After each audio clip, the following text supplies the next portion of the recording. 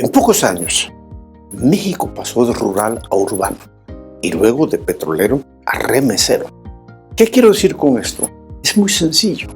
Cuando ocurrió la Revolución Mexicana, éramos un país rural y en pocos años se convirtió en urbano. Surgieron las grandes ciudades y fundamentalmente el Valle de México se convirtió en el centro poblacional sobre el que ha gravitado el país. Pero la urbanización no fue un proceso tradicional, al contrario.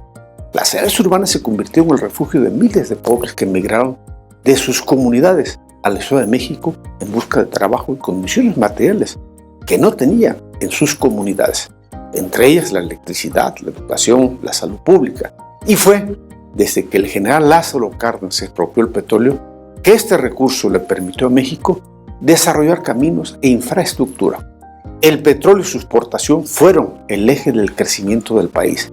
Crecimiento con desigualdad, una minoría poblacional con todo y una mayoría con carencias. Al final del siglo XX, la migración se dio a los Estados Unidos y no al Valle de México. Hoy ciudades como Los Ángeles y Nueva York viven de la mano de obra mexicana. Un día sin mexicanos se hace impensable en los Estados Unidos. Pero nosotros pasamos de ser un país petrolero a un país remesero. El petróleo nos permitió crecer, pero se nos acabó. Y hoy genera divisas sin el peso específico que llegó a tener. Hoy en México somos más. Sin duda es una gran nación, pero con pobreza y desigualdad.